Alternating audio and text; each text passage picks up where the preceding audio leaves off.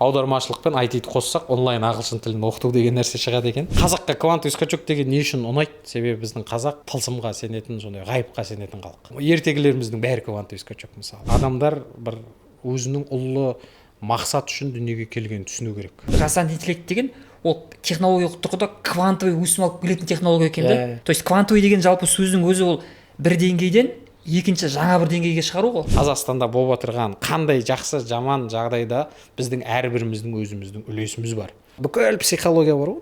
Эмоциональный интеллект пен психология бүкіл күйлерді көңіл деген сөзбен айтып шығуға болады екен. Көңіл көтеру, көңілі қалу, көңілін аулау, көңілі тоқ болу.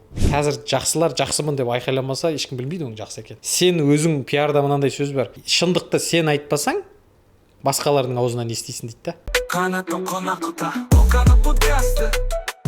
Қайырлы күн, құрметті достар. Сіздермен мен Қанат Жаңбырбайұлы, сіздер Кано подкаст каналындасыз. Бүгін бізде қонақта энергокоуч, тәлімгер және бірнеше кітаптың авторы Нұрлан мырза. Нұрлан мырза, қош келдіңіз. Саламатсыздар ма, құрметті оқырмандар, Қанат мырзаның көрермендері. Менің есімім Нұрлан Жанай. Нұрлан деп айтпайды негізі. Нұрлан Жанай деп айтып үйреніп қалғанда. Ескереміз. Иә. Қазіргі айналысып жүрген тірлігіміз сол тәлімгерміз, бизнес тәлімгер. Квантовый скачок деген бағытта адамдарға квантовый психология, квантовый физика сол жаңағы тез арада үлкен нәтижеге жеткізетін сондай адамдар енді сенбейтіндей құбылыстарды жасаумен айналысамыз. Энергокоуч деген Роза Наиловна деген кісі бар, энергокоуч. Соның тәлімін алып, соны 2 жылдан бері сонымен тығыз байланыста жұмыс істеп жатырмыз. Өзіміздің жаңа энергия дейді ғой, энергия қайда кетіп жатқанын зерттеу арқылы адамдармен бүйтіп сөйлесіп отқан кезде білеміз да қай жерінде проблема бар, қай жерінде не деген сияқты. Психологияда мысалы адам психикасымен жұмыс істесе, энергокоучтар олар сіздің бүкіл центрларыңызбен жұмыс істейді да, менталдық, жүрек жағымен, тән деген сияқты, адамның бүкіл рухымен деген сияқты. Сондықтан тәлімгер, энергокоуч, энергиямен 40 күндік драйв деген кітабымыз бар. Сосын сиқырлы СММ деген кезінде СММ-мен айналысқанбыз Қазақстан. Сондай кітабымыз бар. Жақында квант ақша деген кітабымыз шығайын деп жатыр. Керемет. Жалпы квант ақша, өсім, сіздің жаңа тәлімгерлік жолыңыз туралы, жалпы сол бағыт туралы тереңірек қазір үңілетін боламыз. Алдымен жалпы сіздің өмірлік жолыңыздан бір қысқаша шолып өтсек, жалпы осыған дейін немен айналыстыңыз, қай елденсіз, қысқаша айтып өтсеңіз. Мен өзім Табын деген ру бар қазақта, сол аталарымыз кезінде Ақтөбеде Байғанин деген жерден шыққан. Сөйтіп аталарымыз сол ашаршылықтың кезінде Қаралпастан деген жерге көшіп, мен сол жақта туып өскем.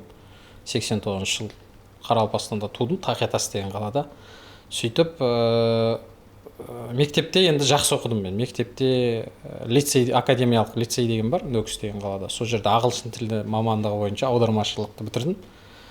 2008 жыл. 2009-2013 жылдар Алматыда халықаралық IT университет деген бар.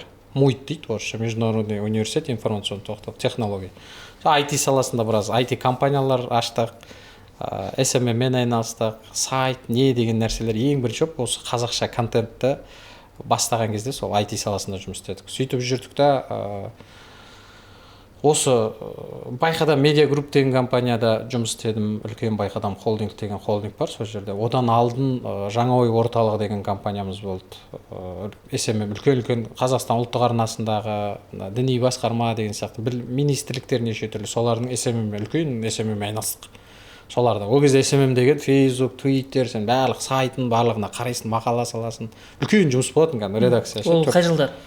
2012 мен 2019-ға дейін мен SMM айналыстым негізі.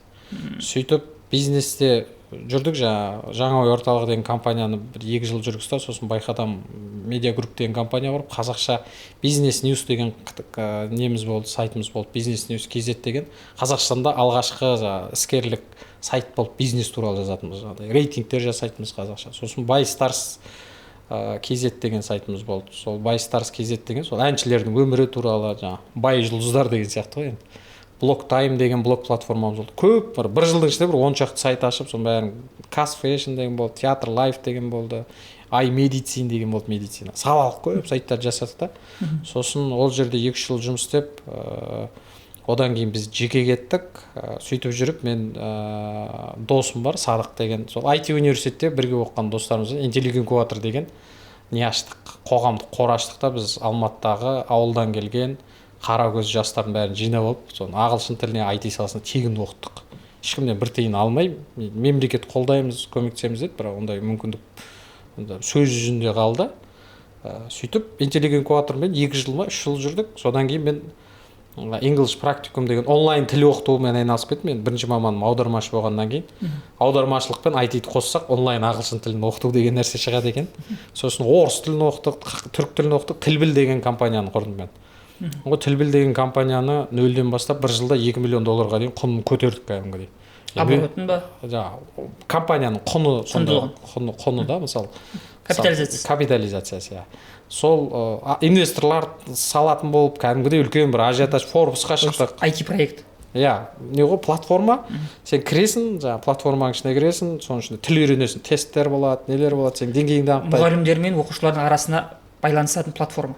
Жоқ, мұғалімдермен емес, видео сабақтармен тест, сол не ғой. Арнайы дайын тұрған жүктелген дайын сабақтар бар, тесттер бар, адамды кіреді, өзі самостоятельно оқи береді бүкіл деңгейді. Сен бір сабақты оқып болып келесіге өту үшін тест тапсыруың керек деген сияқты. Сөйтіп жаңағыдай. Сіздер білімді жүктеп, жүктеп. Иә, Duolingo деген сияқты. Мысалы, ол жерде ағылшын тілі болды, араб тілі болды, түрік тілі болды, кәріс тілі болды, орыс тілі болды, қазақ тілі болды. 7 ма 6-7 тіл болды. Біз оның негізі басында платформада бір 40-50 мың адамға тегін бердік еще. Тегін бердік, сөйтіп соны жасап жүрдім да, мен сол пандемияның кезінде Түркияға көшіп кеттім. Негізі түпкі мақсат ақш-қа кету болды, отбасымды алдым да ақш-қа көшемін деп. Силиконовый долинадан бағындырамыз деп, Стэнфордқа түсеміз деп. Сондай бір ұлы бір арманмен кеттік, арман қуып. Бірақ енді ол жақта виза деген мәселе бар, анау әңгімесі көп қой, бюрократия жағы. Сөйтіп жүргенде Түркияда 7 ай тұрдым да, мен енді бұрын енді кәдімгідей намаз оқыдық, Құдайға сендік, сосын бір атеистермен араластық, тәңіршілдермен. Мен бүкіл Қазақстанда қандай секта бар, мұсылманшылық бағытта, соның бәрімен дос болып араласып көрген адаммын да. Енді біреулер сырттан бір қарағанда мынау бір тұрақсыз адам деуі мүмкін. Ана мында жүре береді деп. Бірақ мен бір ақиқатты іздедім да, өзім бір жүрегім, мысалы, сопылармен араластым, сәләфиттермен араластым, гүленшілермен араластым. Сондай топтар бар ғой. Қазір қалай? Ұстанымыңыз қалай? Ұстанымыз енді по умолчанию by default мұсылманмыз ғой, енді бәріміз қазақ мұсылман деген сияқты. Қазақпыз, ең бірінші мен қазақпын. Сосын барып мұсылманмын. Оны баса айта кету керек. Бірінші қазақ тұрады мен үшін. Сосын жаңа Алла деп айтамыз енді. Мен әкем аты Алламжар да, мен әкем Алламжар, балам аты Адам деген сияқты. Бәрі шариғи неден шыққан нелер ғой. Мен мұсылман болмаймын десем де бола алмаймын. Себебі менің әкем, балам бәрі былай генімде бар да, ол мұсылманшылық. Олай енді қатты бір жаңағыдай практикующий мұсылманмын деп айта алмаймын енді. Бір ритуалдарын жасамау мүмкін. Бірақ енді дұға тілейміз, Құдайға сенеміз, аузымыздан Алланы тастамаймыз деген сияқты. Енді біреулер ойлап қалуы мүмкін ғой ондайды жаңағыдай. Көбейіп кетті ғой неше түрлі, андай бағытта, мындай бағытта деген. Біз сол ғылыми бағытта ғылымға сенеміз, бір ғайыпқа, Құдайға сенеміз деген сияқты. Тылсымға да сенеміз дейсіз. Тылсымға да енді, тылсымның да тылсымы бар ғой енді. Қарайсың ғой енді олай. Несіне қарап, неше түрлі заттар шығып жатыр қазір. Сондықтан оны басы айта кету керек та. Бір шаман бірдеңе деп жаңағыдай бір бақсы нелер көбейіп жатыр. Оның жақсысы бар, жаманы бар дегендей. Енді сөйтіп Түркияда жүрген кезде енді бір Құдайды іздедім мен. Құдай мындай миыммен Құдайдың бар екенін білем, бірақ денем, жүрегім сенбейді да кәдімгідей. Мен өз-өзімнен қорқа бастадым, не болып кетті құрсын деп. Сөйтіп күнде жаяу жүремін, бүйтем, ізденемін сол кезде. Сол жаяу жүру деген хит болып жатыр еді ғой. Жаңағыдай неше түрлі суицид, нумерология дегендер. Пропаганда болды сол. Пропаганда, иә. Одан алдында жаяу жүретін едік негізі. Жүру керек деп ана кісі айтатын еді ғой, Жанат қожам жарып. Сөйтіп жүре бердік, 15 мың, 20 мың. Мен теңізге түсіп алып аффирмация жасайтын жаңа. Теңізге түсіп алып Анталияның жағасында теңізде жадамда бүйтіп бірдеңелер сұраймын, солар болады кәдімгідей. Сөйтіп жүрдім да мен енді. Сөйтіп Қазақстанға келдік 7 айдан кейін. Шыны керек, Түркияда 7 ай, Стамбулда 3 ай тұрдым, Анталияда 3,5 ай тұрдық, Алания деген жерде тұрдық. тұрмаған бармаған қалаға ұмыт шыны керек, қазақтардың жақсы көретін бүкіл қалаларын жүріп. Сосын Түркияға негізгі барғанда мақсат тіл біл деген компанияны түріктерге орыс тілін үйретіп, орыстарға түрік тілін үйретіп, соны мына ТМД елдерімен Түркияны бір байланыстырайық, сөйтіп ары қарай Америкаға кетіп қаламыз ғой деген бір ой болған ғой. Сөйтіп барып қарасам, түріктер ол тіл үйренетін халық емес екен да. Орыстар орысша сөйлейді, оларда амбиция бар, империалистік яғни ойлары бар. Олар өздерін жоғары санайды, бәрі орысша сөйлеу керек деп ойлайды. Мен айттым, мына екеуі де қызуған ел, бір-біріне келмейді екенден да, бұл значит идея жүрмейді. Маған негізі бұл кезде бір $500 000, $300 000 енді бір нарыққа кіретіндей ақша салам деген адамдар болды да. Бүйтіп ойландым да, мен жүрмейтінін түсіндім. Түрік базардағы тәтті сатып тұрған, сен түріктерге барып айына $10 төлеп мына жерден тіл үйренесің десең, Наташа бірдеңе деп бұл. Каздев дейсіз ғой, зерттедіңіз. Ол зерттедім, болмайды екен. Сөйтіп Қазақстанға келген кезде Роза Наевна деген мен оған дейін «Энергия мен 40 күндік драйв» деген кітаптың аты «Ақша мен» деген кітап жазып жатқам ғой негізі. Ақша мен деп ақша туралы ойларды жазып қоятқам. Сосын ол энергия мен болып кетті. Энергия мен дегеннің мағынасы андай супермен, спайдермен деген сияқты энергия мен да. Энергетический человек деп өзімді солай позиционировать біріншіден. Екіншіден энергия мен деген сөз, энергия мен 40 күндік драйв деген бар да асында. Су мен, отпен деген сияқты ғой енді. Мен көмекші, көмектес септігінің көмектесі ба? Қандай еді? Септік жалғау ғой, мен пен деген. Сол энергия мен 40 күндік драйв деген кітапты шығардым. Сөйтіп жүргенде Роза Наевна деген кісіні айта берді айналамдағы жігіттердің бәрі. Сөйтіп әйел адам болғаннан кейін басында енді бізде сексистік қоғамда өмір сүргенбіз, патриархал қоғам. Олар қандай ғой? Еркек болмаса біз әйел адам қалай болады екен деп. Сөйтіп ол кісіге барын 4 сағат менімен жұмыс істеді, 3,5 сағат. Ол квант хикая, менің квант хикаям деген ба, сондай бір тақырып, сол тақырыптан басталады негізі энергияның 40 күндік.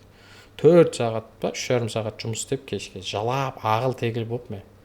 Сен бала чистка дейсіз ғой. Чистка болды да, сол кезде бір менде бір квантовый скачоктардың біреуі болды негізі. 20-шы жыл ма? 21-де біз Түркияға көшіп кеттік, мамырда. Сосын желтоқсанда келдік. 22-ші жылы шілденің 17-сі ма, сондай ғой.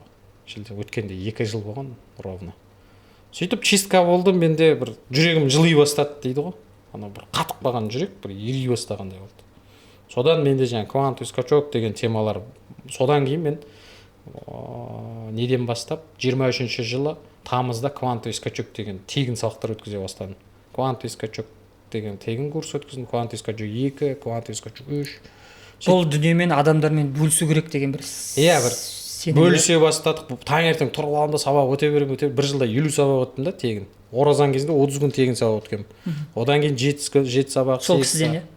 Жоқ, өзім ана кісіден барып бір чистка болып бір дами бастағаннан кейін. Сол қуатпен дейсіз ғой? Сол қуатпен, соны оқып жүргем. Оған дейін анау Диспензаны оқыдық, неше түрлі қандай не бар, Кехо, Джозеф Мёрфи деген сияқтыларын біразын оқыдық қой, Шарма деген сияқты. Подсознание может все. Сила, подсознание может все деген кітаптар бар. Сила вашего подсознания деген бар. Аттары бір-біріне ұқсас негізі авторлардың. Сол бәрін оқып келдік та. Сөйтіп квантовый скачок деген тақырыппен ұра бастадым. ютубқа тегін сабақ саламын. Таңертең тікелей эфирде 2 сағат, 3 сағатқа дейін сөйлеймін ше. Адамдар 1000 адам, 1500 адам қарап отырады. 500 адам, 1000 адамға дейін қарап отырады. Таңғы 5-ке. Ютубта ма? Инстаграмда. Сөйтіп ол сабақтардың бәрін ютубқа салып қойды. Ютубта әлі де тұр негізі.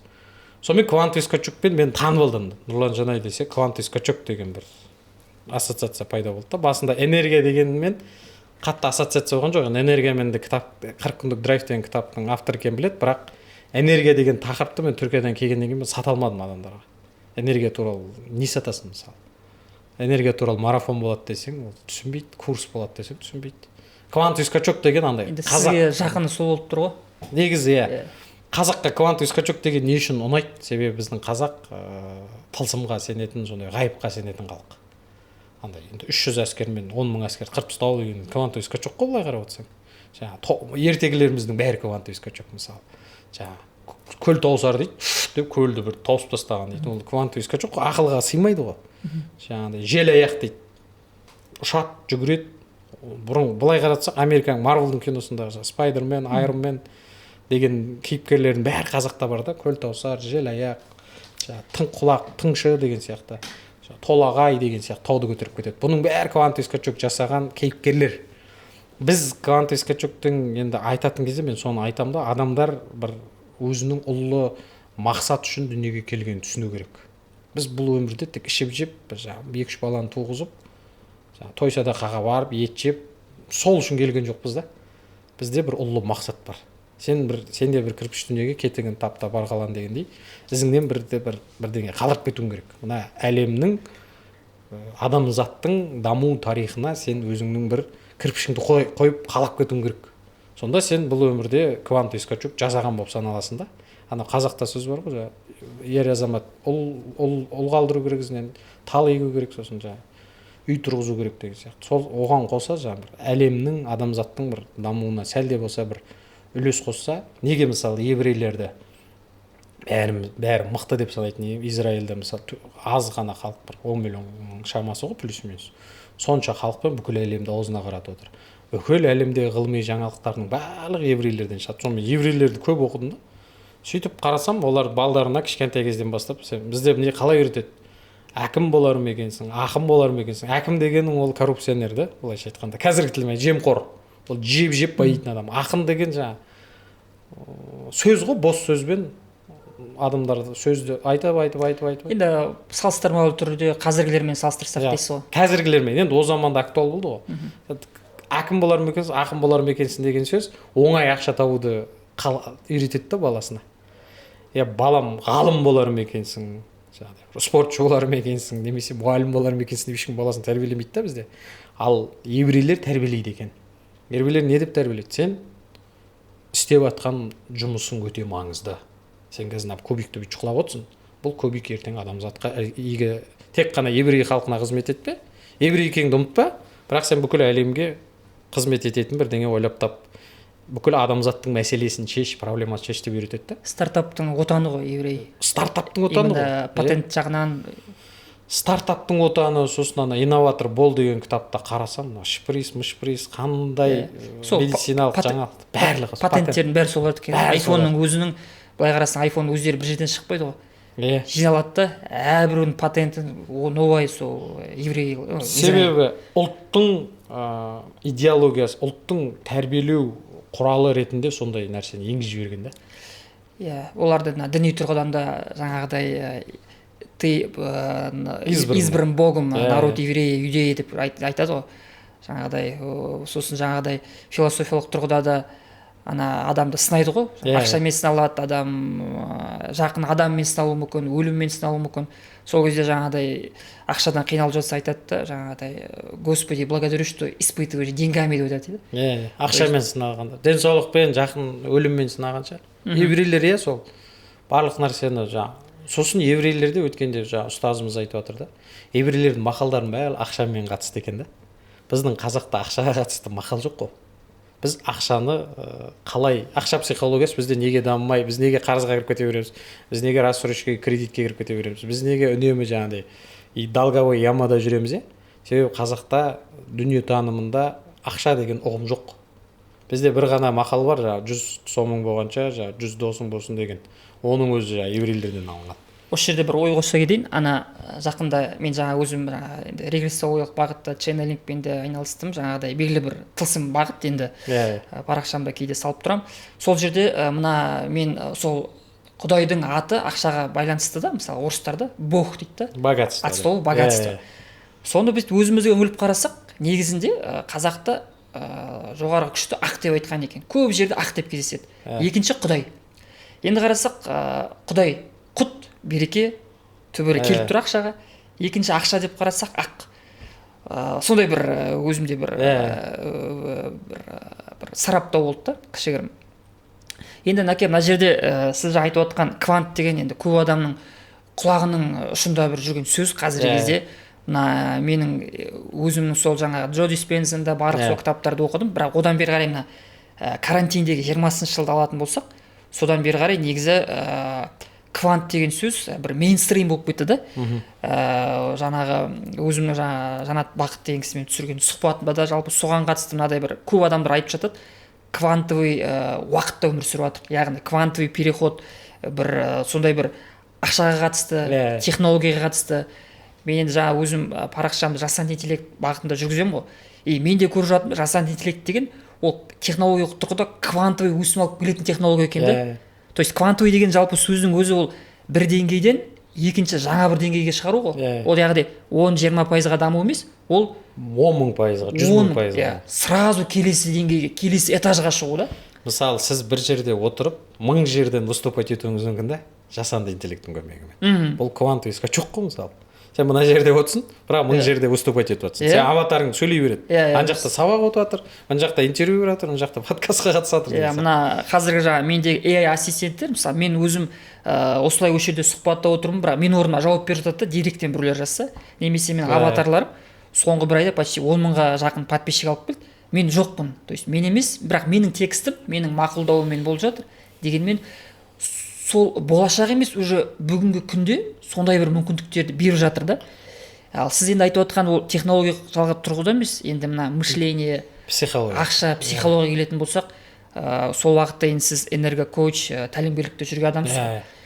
Енді жаймен деп квантовый скачокқа ауысайық дейсіз. Сол бағытқа ауыссақ, жалпы мысалға қарапайым мына жерде тыңдармандар отыр, квант деп жатыр, что-то әлі ілесе алмай отқан көрермендер болуы мүмкін. Соған бір жаңағыдай айтады ғой, Эйнштейннің сөзі, шатаспасам, жаңағыдай, егер сенің жаңа айтатын нәрсең 5 жастағы бала түсіндіре алмаса, сен әлі өзің дұрыс түсінбегенсің деген сияқты. Сол үшін бір қарапайым тілмен түсіндіріп көрсеңіз, осы жалпы ақша мәселесінде квантовый скачок деген ол не? Квант деген сөз негізі кез келген нәрсенің ең кішкентай бөлшегін квант деп атайды. Мысалы, біз адам, мысалы, ет пен сүйектен жаралғанбыз, оның ішінде молекуланың ішінде атом, атомның ішінде электрон, нейтрон, протон, кварк. Соның ішінде ең кішкентай бөлігі квант. Квант ары қарай бөлінбейді. Ең кішкентай бөлшек квант дейді да, ол енді ғылыми тілмен түсіндірсек. Енді тікелей мағынасы латын тілінен жаңа қанша дегенді білдіреді екен, квантум деген.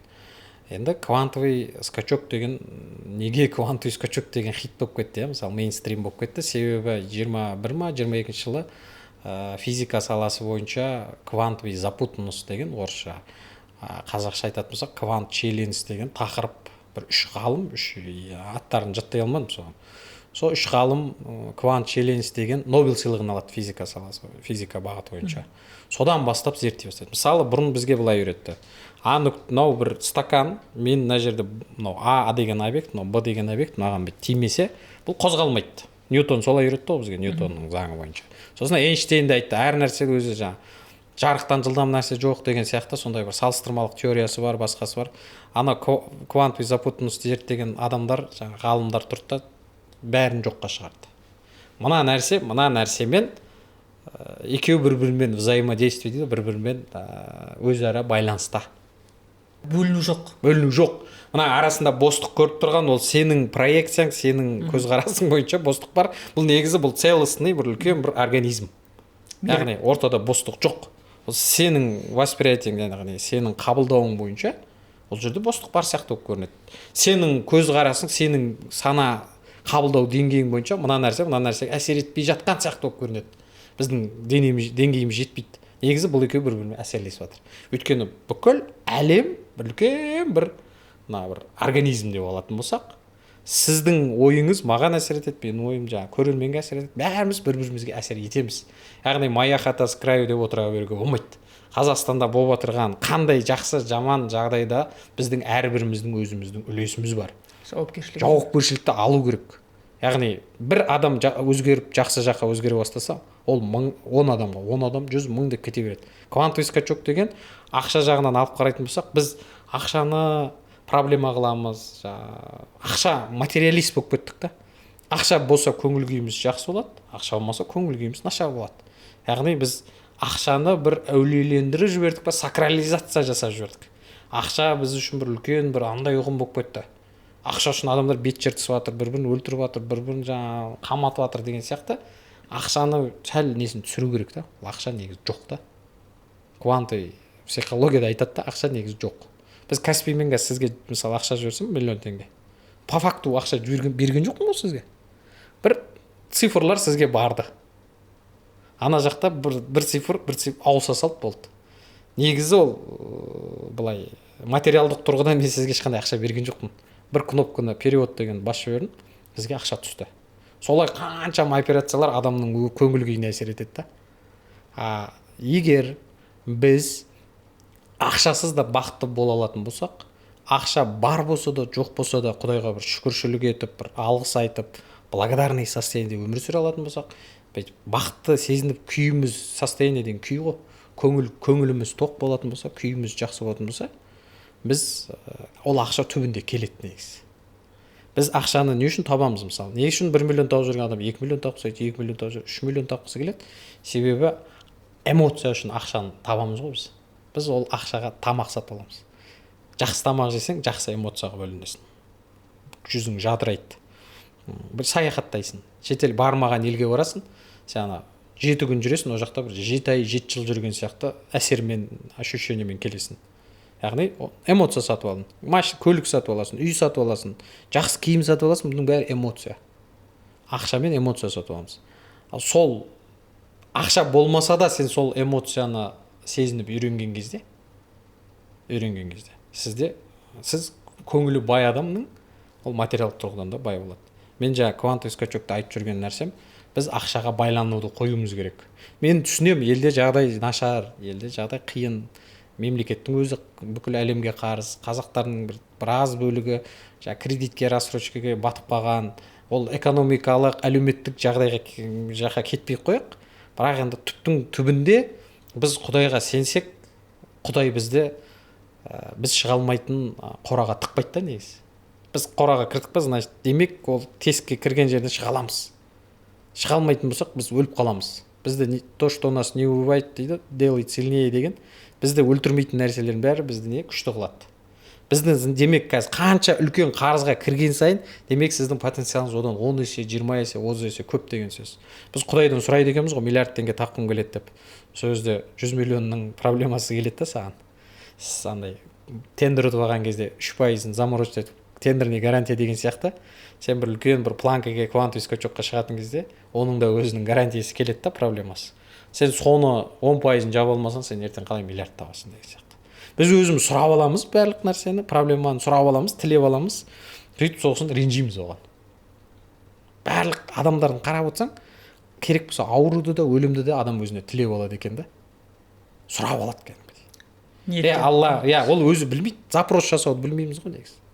Мысалы бір нашар бір алқашты көрдің да, мысалы. Мынау алқаш болып қалай өмір сүріп жүр екен десең, сенің өзің, сен осуждать етіп жүрдің, ананы жазғырып жібердің да, жамандап жібердің, өсектеп жібердің. Сенің өзің немесе сенің айналаңда бір жақын адамың алқаш болады. Ананың күйін сен түсінесің. Яғни мынау қалай алқаш болып бұлай жүр екен, бұлай жүруге болмайды ғой деген кезде біз Құдайдан бұлай сұрайды екенбіз ғой. Құдай, мен де осы күйді бір сезініп көрейінші, қалай екен деген сияқты. Сол үшін қызық, күлсең кәріге күл дегендей, күлсек жазғыратын, жазғыру дұрыс емес қой, бір өсектейтін болсақ, өзімізден бақытты адамдарды әңгіме қылу керек та, сонда жұғады деген сияқты ғой. Осы енді көрбеден аттан тағылым осы жерде қазір мынадай логичный сұрақ туып жатады. Яғни жаңағыдай кредит, қарыз, бизнес минуста, адам телефонға тыным жоқ. Ол енді талай өзімде басымнан өткен күй, ол оңай емес. Қанша жаңағыдай кітап оқысақ та өз басым жаңағыдай тренинг, медитация, өз-өзімізбен жұмыс, жаңағыдай жаяу жүру деп жатсың, жаңағыдай 30 күн күніге 10 километрден 5 күн жаңағыдай 30 күн неше түрлі жаңағы челлендж жасаған адам.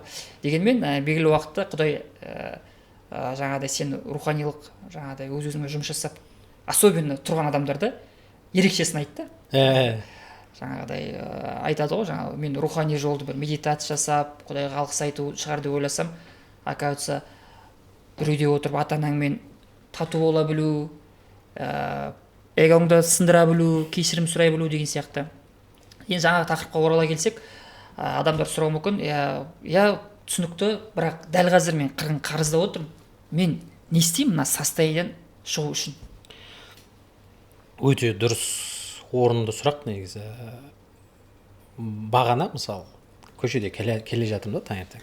Кеше бір достарымызбен түнімен жүрдік, әңгімелестік. Көптен бері 1-2 жыл көрмеген достарыммен ұзаққа кетіп қаласың ғой.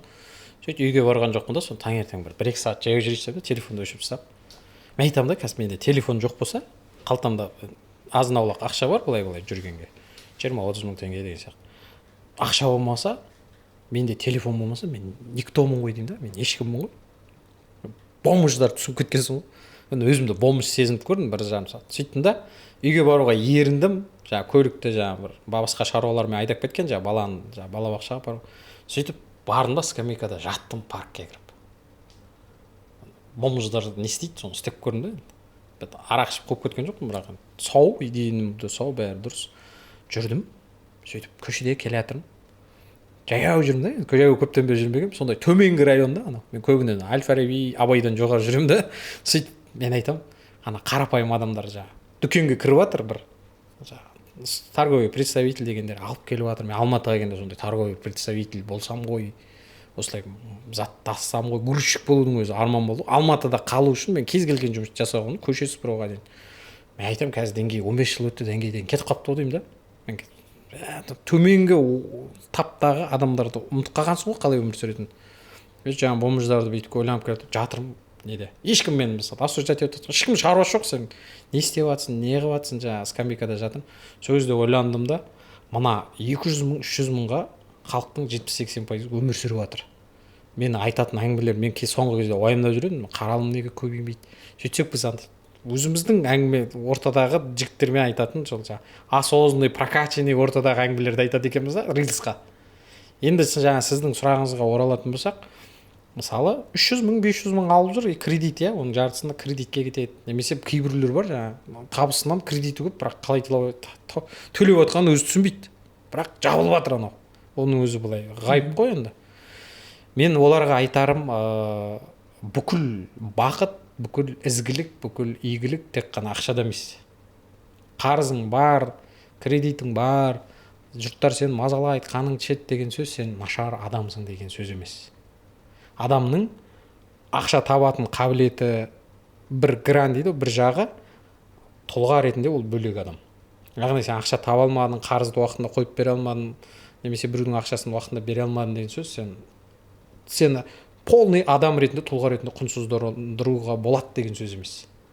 Сен әке ретінде жақсы болуың мүмкін, шеше ретінде, ана ретінде жақсы болуың мүмкін, ұл, перзент, қыз ретінде жақсы болуың мүмкін, сен керемет дос шығарсың мүмкін. Бірақ сенде ақша табудан сәл қиналып қалдың, немесе қаржылық сауат дұрыс болмады, финграмотность. Қателесіп дұрыс бере алмай қалдың, немесе эмоцияңды басқара алмайсың, біреумен қылысып қалдың, береміз ғой, бірдеңе деп төбелесіп қалдың ақша үшін. Бірақ бұны адам айтуы мүмкін да, бұл өте нашар, алаяқ. Мен де талай қарызға кірдім ғой, жүздеген адамға қарыз, талай адам алаяқ бірдеңе деп айтатын. Мен енді бере алмай жатырмын. Мен алаяқ болар едім, егер саған вообще ақша бермей, мен шетелге қашып кетіп, вообще блоктап, вообще сөйлеспей қойып тастаса, онда алаяқ десе әңгіме жоқ. Мен саған беріп жатырмын ғой ақшаны. Қанша крупный қарызда болдыңыз? 150 миллион қарызда кірдім. 1,5 жылда 120 миллион, әлі де бар қарыз. Егер осы подкасттың астында біреулер мен қарызымды қайтар деп жазып кетіп жатса, оны таңғалмаңыздар деймін. Қайдан шыққан қарыз? Ол енді оның историясы былай. Кезінде криптовалюта, NFT деген нәрселерге мен халықтан ақша жинап алып, өзім аудиториямнан. Сөйтіп жұрттың ақшасын мен тәуекелге өзім ақшамда салдым, 30-40 миллион. Жұрттың да ақша алдым. Аудиториямның жақсы көретін соншалық бәрі бар ақшасын берді енді. Соңғы ақшасын үй аламын, машина аламын, баламды үйлендіремін деген ақшаларын бәрін берді. Мен ананың бәріне ақшаны салдым да, мен отырдым былай айтқанда. Жаман отырдым. Жүрмей қалды. Мен өлгім келді, себебі 100 адам қандай кезек-кезек 10-15 адамнан кезек. Ол жаңағы сіздің жолыңызға көшуге дейін болған жағдай ма, қай уақытта? Түркиядан келгеннен кейін болған оқиға. 22-ші жыл кірдім мен қарызға. Сіздің белгілі бір сеніміңізге кірген аудиторияңыз бар? Иә, мен енді барлығын айтқан, біреуге 20% беремін, біреуге 30% беремін, бәрінің пайызын, енді 100 адамға қарыз болсам, шамамен бір 80-нің ақшасын қайтарып бердім мен. Уәде бойынша ұзақ қайтардым, созып қайтардым, бөліп қайтардым, мен қан ішіп қайтарған шығармын, мен кешірім сұраймын, бірақ қайтардым мен. Мен қашып кетуіме де болатын еді, қашып кетіп, бірақ енді отаным Қазақстан, атам екен, бұл жерден мен ешқайда кетпеймін. мен бәрімен тұратын сөйлесетінмен сөйлестім, заң бойынша да сөйлестік, және адами тұрғыдан да басқа жағынан да сөйлестік, бірақ шештік та мәселені. Сөйтіп 80% қарыз жаптым, қалған азын аулақтар қалды. Бірақ оны бүйтіп қарасам, 20 адамға мысалы 18 ба 20 адамға қарыз болсам, қарыздарының 60-70%-ын 80%-ын жауып тастаған, даже 90%-ын. По чуть-чуть қалған да қазір. Сөйтіп мен тәуекелге бел буамын деп, жұртқа уәде берген мен ғой деп, мен қойып бердім. Негізі заңдық тұрғыдан анау компания банкрот болды деп жауып тастасам да болатын еді да, негізі. Кішкене арсыздау адам болсам. Осы тұрғыда жалпы Құдай вообще кризис деген дүние негізі ол адамның өзін сынайды да. Иә. И сенің ол Құдаймен қарым-қатынасың ғой, былай қарайтын болсақ. То есть сен қаншалықты өзіңнің жаңа адами тұрғыда өзіңнің адамилығыңды, принциптеріңді сақтап қала аласың. Қаншалықты сен сол адам болып қала аласың деген сияқты. Бір жағына қарай тайып кету, әлсіздік танытып, жаңағыдай ол бір қадам, иә. Сынып қалады кейбірлер. Кейбірлер өз-өзіне қол жұмсап жүреді, ішкілікке салынып кететіндер бар. Осы тұрғыда мен бір тоже қоса кетейін. Жалпы мына жасанды интеллектпен қазір белсенді айналысып жатырмын өз басым. Бірақ мен жаңа айтам, осыған дейін 2 пойызды жіберіп алдым деймін да. Ол бірінші пойыз 2015 пен 2018 жылы криптовалютамен айналыстық. Сосын екінші пойыз 2019 жылы жаңа сіз айтып жатқан Аланияда, Анталияда жаңағы VR, AR технологиялары бойынша бір стартап бастап, бір ағалар біздер соған бір кішкене атсалысып, сөйтіп бір-екі рет барып, сол жерде бір атсалысқанбыз. Бірақ основной мана криптовалютада біз жаңағыдай бір эмоциональный фонмен кіріп кеттік та, былай айтқанда. Биткоин $280, Ethereum $1,5 сол кезде қазіргі құнмен салыстыратын болсақ, мысалға Ethereum қазір 1,650,000 тұрса, сол кезде біз былай айтқанда 150-дің курсымен, 180-дің курсымен $1,5-2 дейін алып болмайтын бір проекттарға кіріп жүрдік та. Сөйтіп бір адамдар жаңа жауапкершілік алып өзімізге, ол адамдар бізге сеніп көп ақша салып жүрді. Майнингта ақша жоғалттық. Сосын жаңа келісім шартымыз бойынша майнингтан белгілі бір процентті өзімізге аламыз. Ал манағы криптовалютаға, жаңа биткоинға, жаңа альткоиндарға салған ақшаны, ол сіздің өзіңіздің ақшаңыз деген сияқты бір келісім шартпен бастағанбыз. Жалпы сол кезде 2017 аяғында бірнеше рет осы Алматыға келдім, осындай сумкаде $100,000 бірнеше рет келіп, жаңа айналым жасап, ол кезде мана осындай кабинетке кіресің, ақшаны манағыдай жаңа детектор ма қалай, аппаратурадан өткізеді доллармен. Сосын барып қарап отырамыз, платежканы жібереді, биткоин түсті деп сөйтіп жаңағыдай бір подпольный сондай черный жолдармен ғой енді. Соны айтайын дегенім, жаңағыдай не керек, 2018-дің басында нарық құлады, қып-қызыл болды, бәрі трейдерлар ақшаларын жоғалтты, жаңа біз сияқты энтузиасттар эмоциямен кіріп кеткен. Не керек, жажды алғымыз келген жаждымен кірдік, и сабақ алдық, сабақ болды үлкен. В общем, не керек, ақшаны былай айтқанда құлап кетті ақша. Енді 2018-2021 жылға дейін баға өскенге дейін ол кісілер үлкен минуста отырды да. 2021-ден баға өскен кезде шетінен сатып бастады. Мен енді ол жерде нақты білмеймін қалай екен, бірақ жалпы ол кісілер жақсы плюске шықты деп ойлаймын. И сол 2021-де баға өскен кезде мен бір терең бір демалдым да. Өйткені оған дейін мен жаңа майнингта жоғалттық, мына жерде кішкене подвайт еттік. Плюсқа шықтыңыздар ғой, иә? То есть 2018-де құласа, 2021-де баға биткоин $60,000 дейін барды ғой. Енді баға енді ойналмалы ғой. $100,000 дейін барады деп айтып жүрді. Иә, біразға дейін барды. Ол кісілер енді шетінен сатты, не істеді, енді где-то минусе, но как минимум өзінікін қайтарды деп ойлаймын да, то есть былай несімен. И сол кезде жалпы сіз айтып отқан жаңағы бағыт бар ғой, манағы қалай айтылатын еді жаңағы? NFT ма? NFT бағыт ол бертін келе келді ғой. Жалпы сол да крипто, оның барлығы негізі жеңіл ақша ғой. То есть адам эмоционально біз алғымыз келеді да, жеңіл тез алғымыз келеді да, и сол кезде Құдай үлкен сабақ береді да негізі. Осы орайда сол жаңа біз қай жеріне келіп тоқтап едік? Сіз жаңағы адамдардың алдыңызда қайтардыңыз.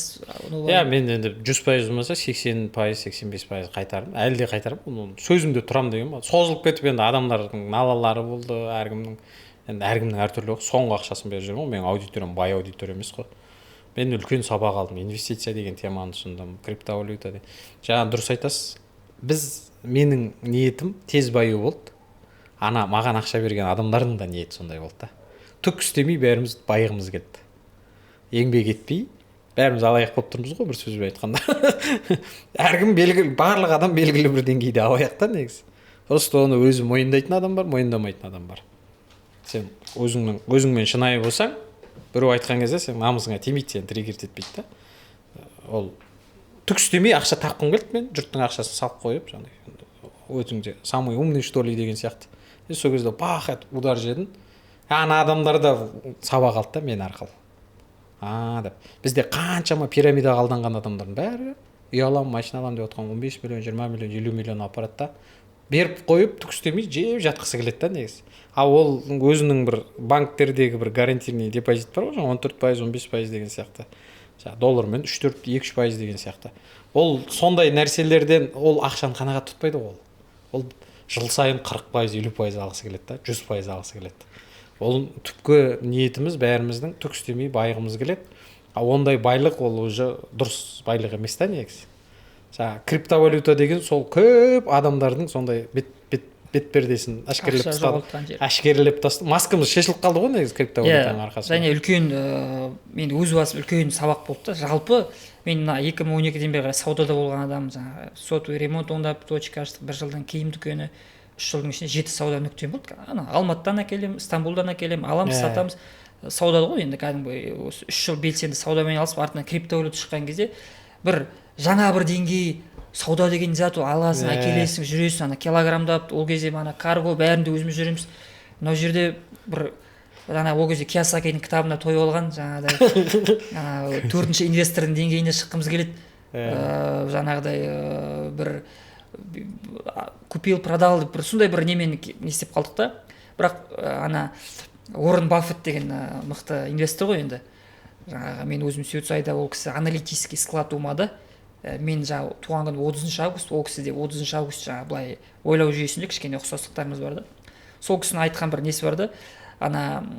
Когда происходит отлив дейді да, су прилив келеді, сосын отлив болады ғой. Мы все узнаем, кто плавал без трусов дейді да. Сонда ол деген сөз жалпы адамдар манағыдай көтеніне қарамай, артында ештеңе болмаса да барын салып шығарам деген, ол уже изначально проигрышный позиция екен да, проигрышный стратегия екен да. То есть инвестицияның өзінің заңдылығы бар, сен тек қана жоғалтуға дайын ғана ақшаңды беру керексің. Одан уже где-то тебе некомфортно, все. Қою керек, Сосын бір қызықты статистика бар, биткоинда ең көп ақша тапқандар кімдер деп ойлайсыз жалпы? Биткоинда, осы криптовалютада. 3-4-5 жылдық кімдер дегенде қандай мамандықтар ма? Қандай адамдардың категориялары, жалпы қандай адамдар былай өзіңіздің нұсқауларыңызды айтсаңыз? Байлар ғой. Мен анау киттер, шабақтар деп бөлінеді ғой. Киттер деген үлкен жаңағы Илон Маск сияқтылар. Сондайлар байығанда байлар байи береді, кедейлер кедейлене береді ғой. Ол да дұрыс. Сосын екінші бірде жаңағы бір белгілі бір аналитика жасаған ғой. Сол кезде ана кошелектерден отслежка жасап қарауға болады да, примерно кімдер тапты, кімдер тапқан жоқ. Сол кезде манағыдай бір белгілі статистика арқылы қорытынды жасаған, өлген адамдар ең көп ақша тапты деген. Өйткені олар кірмейді кошелектеріне, өйткені олар ештеңе шықмайды, олар жаңағыдай долгосрочно ұмытып кетеді. Либо олар өлді, либо олар кошелектерін жоғалтып алды. Парольдерін жоғалтып алды. Сондай бір. Байқамай, И былай қарасаң, ана дей трейдинг дейді ғой, кірдім шықтым, былай сауда жасаймын дейді ғой, трейдерлар. Оларға қарағанда ана ақшасын салып, бірақ 3 жылға 4 жылға ұмытып кететіндер, манағыдай суета жасамаса да, солар намного пайда көреді екен да. Сосын жаңа үлкен байлар, жаңа Илон Маск сияқты анау бір номер 1 компания бар еді ғой, аты бірдеңе деген. Сол 10-дықта тұратын еді ғой, алдыңға шыққан еді. Сол бір компаниялардың бәрін қарасақ, олар бір криптовалюта нарығын нелер ғой. Солар нарықты құлатады, түсіретіндер, көтеретіндер солар да. Олар диктовать етеді да. Таза квантовый жағдайлар сол жерде болып жатыр. Солар шешеді негізі, анау қай ненің өсетін, қай ненің, мысалы, олар бірден выкупать етіп алса, баға құлайды, не қылады деген сияқты. Мен енді эмоциональный интеллектпен көп жұмыс істеп жатырмыз. Энергокоучинг деген нәрсе, ол эмоциональный интеллект. Мен өзім азартный адаммын да, табиғатым кішкене андай. Авантюристпін ғой. Мен бұндай. Либо 0 болу керек, либо 1000 болу керек. Азға қанағат деген. Ставлю все на кон дейсіз. Все на кон, не қылған кезде, покер ойнаған кезде бәрін қоя саласың. Соңғы нені қоя салып, рисковать етіп, не жасайтын, блеф жасайтын адам да мен. Блефовать еткен жақсы көремін. адамдардың духын алып қойып жаңағыдай. Ол өте опасный типпіз ғой енді. Менікі жаңағы сіздікі Оренбаев болса, менікі Трамп 14. Ол екеуміздің туған күніміз бір пятеркамын ғой. Ол 14 июнь, мен де 14 июнь. Постоянно масштабирование қалап тұрмыз. Ол қораға кірсе минусқа рекорд қойып тастайды, қарызға кіруден. Ұшса бірден не істейді? Сөзіңді бір қысқаша айта кетейін. Орын жаңа Дональд Трамп пятерка сол бір кітабын оқығам. Сол кезде айтады да, бір керемет инсайт болды. Сол кезде мен 2013-те. Сонда жаңағыдай бір миллиардтаған бір қарызға кіріп кетеді. Точно саны есімде жоқ. Сол кезде манағы 4,5 миллиард па сондай ғой. Манағы неде домның алдында, жаңағы небоскрептің алдында бүйтіп келе жатам дейді, жаңбыр жауып тұр дейді да. Бір бомж шығады деймін. Иә, қарама қарсы бір бомж шығады. Бір $20 ма сұрайды, қалтамда соңғы $20 беріп жіберемін дейді. Бір кезде тоқтамай тарқылдап күлдім дейді да. Сол кезде жаңа өзінде озарение болған ғой, инсайт. Ол бомж маған қарағанда мана 4,5 миллиардқа бай деген. Өйткені ол бомж болса да, оның мен сияқты 4 миллиард нөлде жүр дейсіз ғой. Ақшасы, қарызы жоқ та. Оның қасында ол маған қарағанда бай. Екеуін ажыратып тұрған тек қана мына жер екен да. Былай қарасаңыз. Never give up, никогда не сдавайся деген кітап қой. Мен Трамптың бір 4-5 кітабын оқығанмын. Киясакимен бір кітабы бар. Сосын анау как стать миллиардерім ба, богатым деген кітабы бар. Никогда не сдавайся. Күшті, ол сол кісінің маған характері ұнайды да. Ол андай ғой, пан или пропал. Кешегі ненеде өзіне күшті пиар жасады ғой. Атып қалғанның өзін қандай несі рейтингі көтерді. Пиар жасайды, ұйымдастырады, сондай заттарды не алады енді. Әкесінен байлық қалған адам ғой енді, ол кедей отбасынан шыққан емес. Бірақ соны ары қарай дөңгелетіп алып кетіп, бүкіл Трамп Тауэрс деген. Ол культура жалпы ол жақта жақсы дамыған ғой, империалистский, то есть әкесінен балаға енді бізде пока ондай мен кейстер білмеймін. Кімдер жаңа Билл Гейтс, Рокфеллер, Ротшильд, Вандербильт дегендердің бәрі ұрпақтары әліге дейін келе жатыр. Ол жақта ол жақта байлықтың несі бар, қалған. Бағана жаңа еврейлер мен қазақтарды салыстырып жатқанда, қазақтарда ақша туралы мақал жоқ екен ғой. Бізде бәрі малмен. Мал, қой, жылқы. Бірдеңе сыйлық беретін болса, қой береді, жылқы береді. Жаңағы ақша деген понятие жоқ та. Осы жерде әрбір ұлттар әртүрлі мақсатпен өмір сүреді дейді ғой. Сонда манағы жалпы біздің ұлттар манағы морально-кармический дейді, яғни қарым-қатынас деңгейінде өмір сүрген екенбіз. Бізде ең құнды дүние қарым-қатынас сақтап қалу. Жұрт не ойлайды? Жауың саған қарусыз келсе тамақтандырып қондырып жібер. То есть ең бірінші орынға қарым-қатынасты қойған екен де. То что көшпенділерге мысалға саған ағаш үйіңде бір күнде жинайсың да кетіп қаласың. Бір енді ол дәлелденбеген де, бірақ бір сондай бір енді аңыз деп айтам ба, әлде бір тарихи факт деп айтуға болмайды. Сонда жаңағыдай бір мына македонский армиясымен келген уақытта біздің қазақтар мана білген ғой, 3 күннен кейін осы жерге армия келеді, жаңа 10 мың әскермен деген сияқты. Сол кезде ағаш үйлерін жинап сол жердегі бірнеше квадратный километражды алып гектарлап өртеп жібереді, жылқыларына азық болмайтындай етіп. Сосын ағаш үйлерін жинап алып солтүстікке ме басқа жаққа қарай көш аударып кетіп қалған екен да.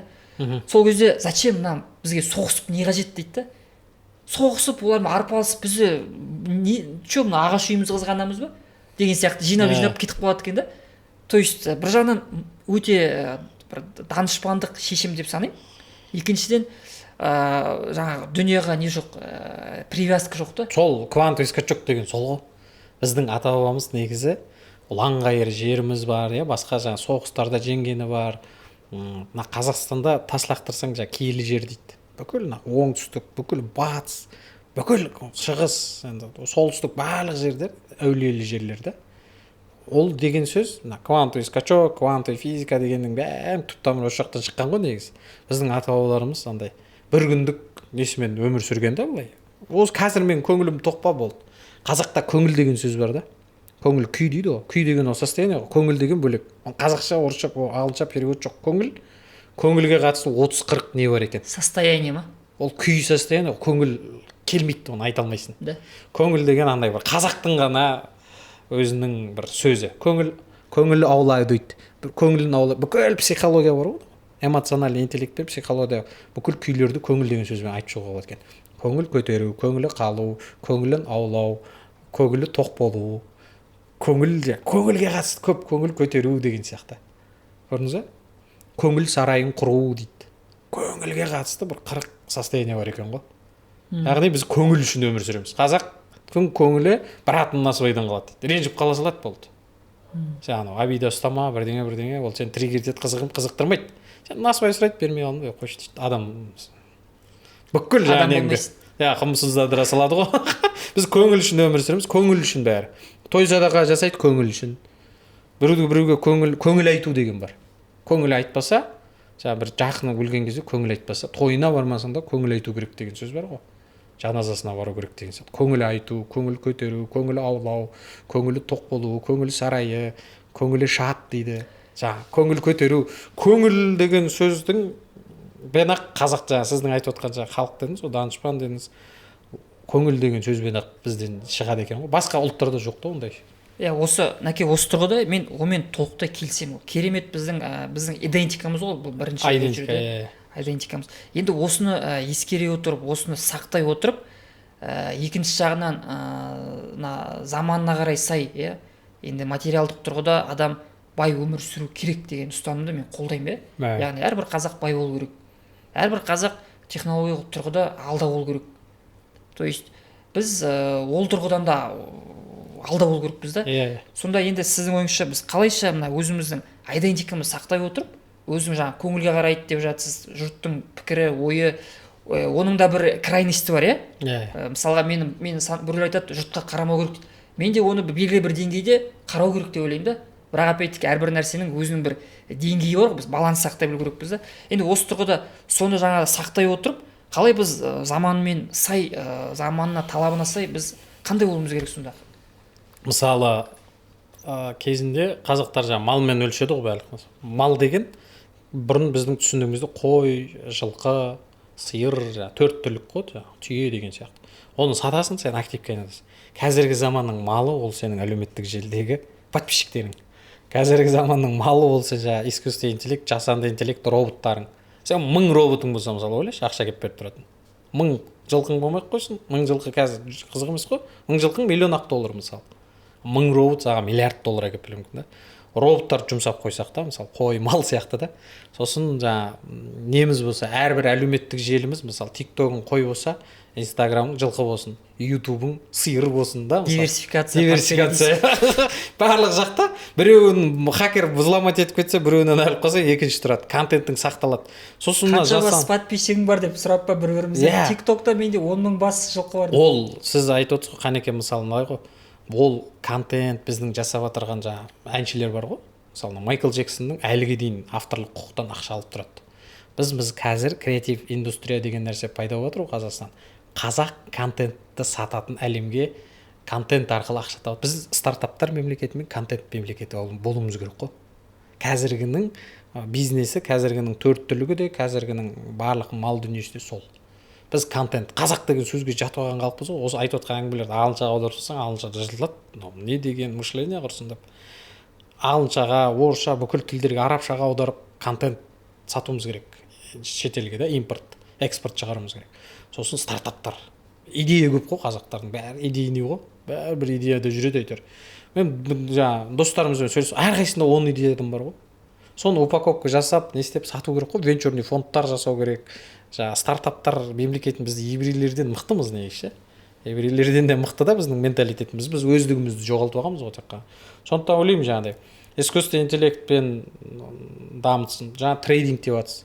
Салып қой, Кока-Коланың бір 1000 акциясын алып қой, Apple-тікін алып қой, білмеймін, Tesla-ныкін алып қой. Қандай компания бар? Ол да бір малың болсын. Әлеуметтік желілерің бір мал болсын. Жаңа нелерің трейдинг, акциялар кәдімгі қор биржасындағы. Сосын бөлек криптовалюта, биткоин біз айтып отқанмен, ол ешқашан биткоинда да бір 10% ба 5% ба сақтау керек. Биткоинда сақтау керек, мал бұлда. Сосын жаңа искусственный интеллекттегі роботтарымыз бар. Сосын кітап, ән деген сияқты контент сатуды үйренуіміз керек, және оны авторлық құқықтарын істеп. Сен өлсең де контентің өлмейді ғой. Жақсының аты өлмейді, ғалымның хаты өлмейді дейді. Қазір сенің жақсы екеніңді, сенің ғалым екенің тек қана контентпен дәлелдейсің. Жақсымын, жақсылар жақсымын деп айқайлайды, жамандар жақсылар жақсымын деп айта алмайды, жамандар жақсымын деп айқайлайды дейді ғой. Қазір жақсылар жақсымын деп айқайламаса, ешкім білмейді оның жақсы екенін. Сен өзің пиарда мынандай сөз бар. Шындықты сен айтпасаң, басқалардың аузынан естисің дейді да. Public relations'да сен бір шындықты тоқетерін айтпасаң, жұрттікіне сене береді жұрт. сен нүктесін қоюың керек. Яғни сен мен жақсымын, мен мына жерде былай мынандай қате жасадым, бірақ мен мынандай орнына қойып қойдым, немесе мынандай бірдеңені дұрыс емес екенін мойындаймын, оны сосын мен қазір адам болдым деп айтсаң, халық саған деген сенімі артады. Сондықтан пиар деген ол бірінші сенің аузыңнан шығатын сөз, сенің стратегияң, сенің құндылықтарың ғой. Сондықтан жақсылар, мен жақсымын, бірақ біздің қазақ кішкене жалтақ, жасқаншақ болып қалды да соңғы кезде.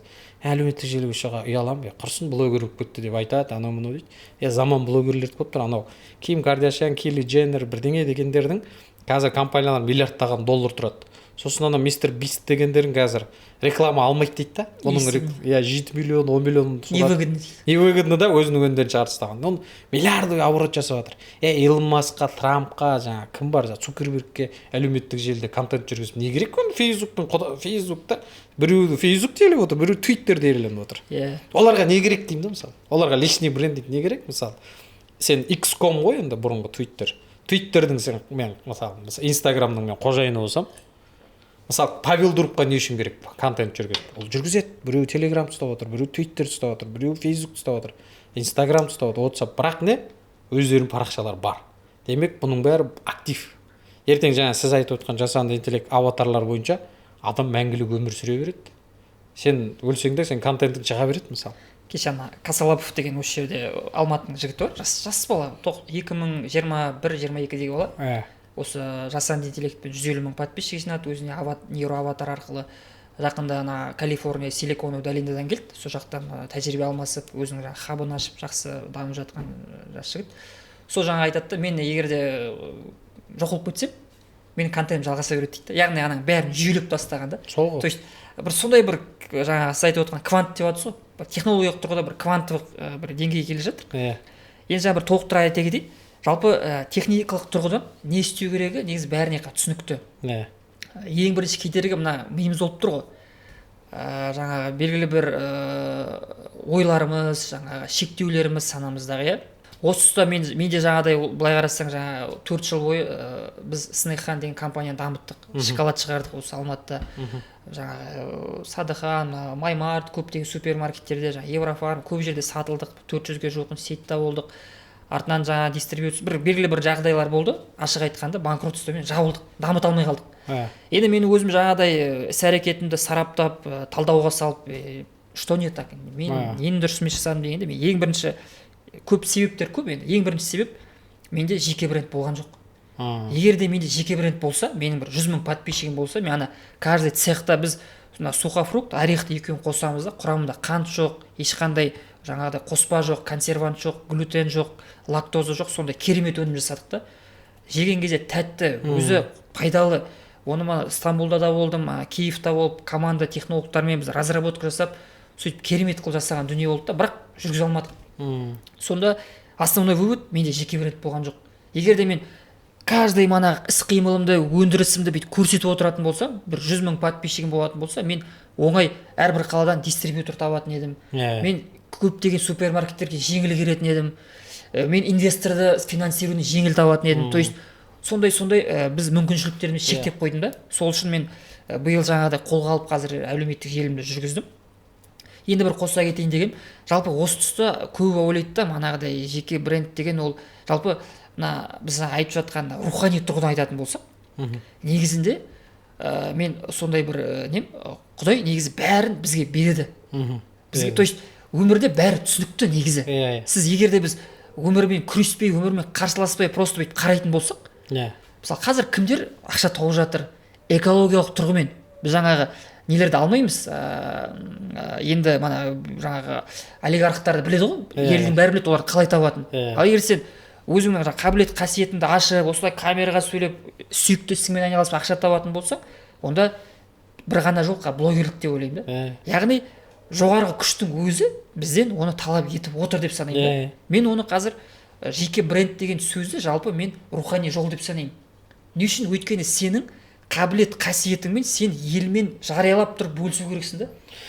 Дұрыс, жеке брендинг жеке бренд деген нәрсені мен 2011 жыл бастаған екенмін ше.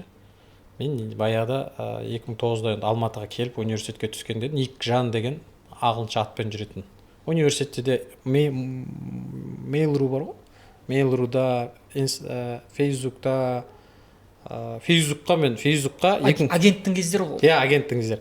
Біз IT университетке түстік қой 2009. Қазақстанда ең Мен бірінші IT. сұрамаппын сізден, кешірім сұраймын. Жасыңыз нешеде? Мен жасым 35-те, 89 ғой. Құрдас екенбіз. Иә, сол 2009-да түстім, лицейден кейін, неден кейін.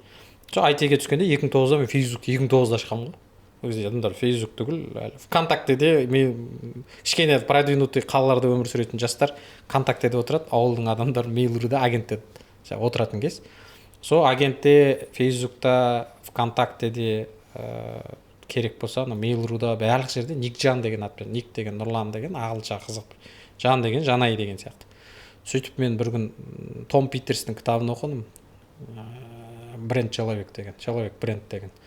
Сода 50 жолын айтады да, қалай бренд болу керек адам. Нұрсат Есенбелый воротничок болып жүре бересің ба, ақ жағалы болып, қашан өзіңе жұмыс істейсің деп ұрысып оқытқанда ғана елестетсең саған. Бүйтіп ұрысып жатқанын көріп тұрасың да, Том Питерс деген сондай да. Жеткізу несі. Сөйтіп сол кітапты оқыдым да, содан бастап Нұрлан Жанай деп атыма жұмыс істей бастадым. Мен кез келген личный брендинг деген сенің атыңды біреу естіген кезде сені бірдеңемен ассоциировать етсе, мен ол адам танитын сияқтымын десе, сен жеке брендинг бар да. Жеке брендинг деген таңның атысы күннің батысы контент сала беру емес негізі. Немесе жүрген тұрғанды айта беру емес. Сені халық естіген кезде Қайрат Нұртас десе бәрі таниды. Мысалы да. Сол сияқты мен Нұрлан Жанай дегенде, мен Нұрлан деген ат көп қой Қазақстан. Нұрлан Қоянбаев бар, Нұрлан Сабуров, Нұрлан Смағұлов, Нұрлан Уматюлин деген сияқты, Нұрландар көп, Нұрлан Өнербаев деген сияқты. Мен Нұрлан десем, ешкім мені жаттай алмайды дедім.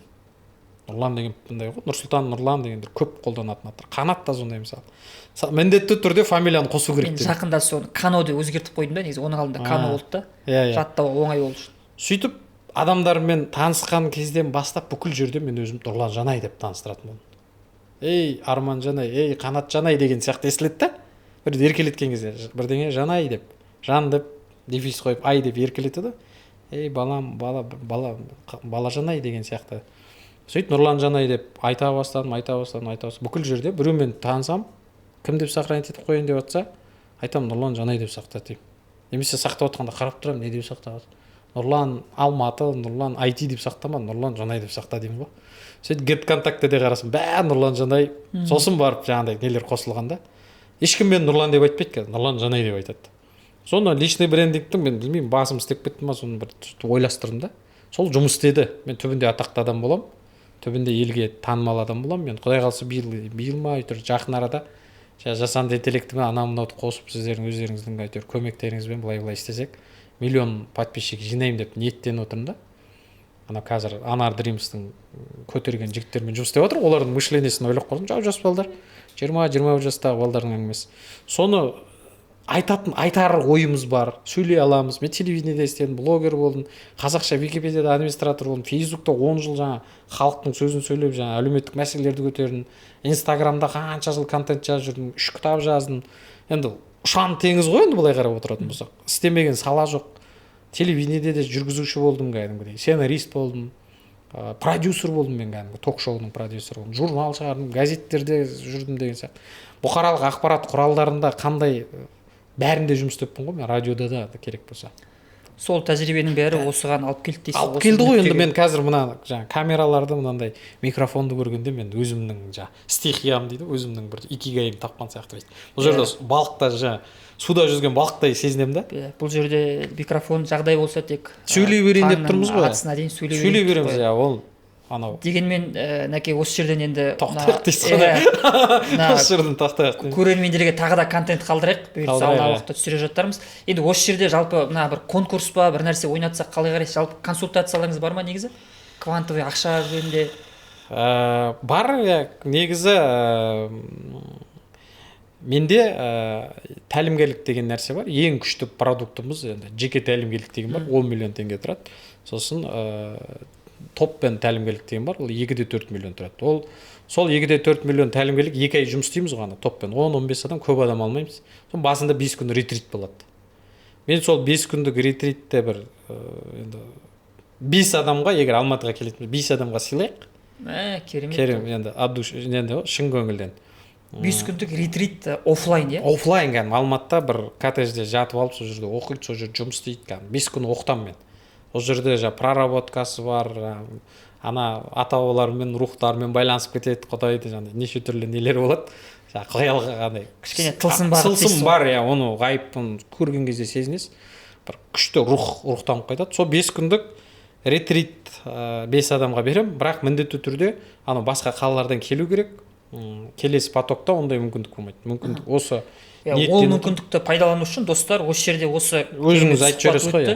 Соны бір инсайттары дейміз ғой, манағыдай керемет бір миыңызға бір жаңа ой салған ой түйіндеріңізді осы жерге жазып кетсеңіз, сосын жаңа сториске сізді, мені, және де сторисқа инстаграмға, Нәкеңді де, мені де Нұрлан Жанай, және мені инстаграмда парақшаның төменде сілтемелерін бәрін қалдырып өтетін болам. Соны отметка жасай кетсеңіз, сторисіңізде осы подкастты отметка жасап, ютубқа ссылканы салып кетсеңіз, сол адамдардың арасынан біз ойнатып 5 күндік офлайн ретрит қанша тұрады негізі бағасы? Ретрит енді жаңа тәлімгерлігімен қосқанда 2-4 миллион тұрады ғой. Менге егер 5 күнге келіп жақсы жұмыс істесе, мен ары қарай 2-4 миллионның нәрсесін беріп отырмын. 2-4 миллион ақша тұратын дүниені тегін алатын мүмкіндігіңіз бар. Жалпы адамына ниет қой бәрі. Адам шын мәнісінде қаласа, ол сіз болуыңыз мүмкін. Сосын андай сыйлық жасасақ та болады, жаңа тағы есіме. Менде «Энергия мен 40 күндік драйв» деген кітап бар. Соны бір 20 коммент жазған, тек осы комментаторлардың арасында. Ең көп лайк жинаған 20 комментаторға берсек, өзіміз почтамен салып жүреміз, адресін жазамыз. Маған жазса, енді бір қанша, бір ай ма, бір апта ма, қанша уақытта жинап? Бір айға фиксировать етейік. Бір айдың ішінде 5 жаңа офлайн жабық мероприятияға жолдама. 5 адам. Сосын 20 кітап. 20 кітап, ол тек комментатор жаңа. Ютубта комментаторлардың ішінде ең көп лайк жинаған 20 комментаторға. Керемет конкурс деп ойлаймын. Бұл айтқанда үлкен жомарттық. Ал белсенділіктер танытыңыздар достар, осы жерде барлық сілтемені қалдырып өтеміз. Қайталап айтсам, тек қана осы ютубтағы видеоны алып, сторисіңізға, инстаграмыңызға салып, сілтемеге Нұрлан Жанай мен мені белгілей кетесіздер. Жаңа біздің инстаграм сілтемелерін бәрін төменге қалдыратын болам. Сол достар, қош, сау болыңыз, жақсы күндерде кездескенше. Рахмет. Шақырғаныңызға рахмет, аман сау болыңыздар.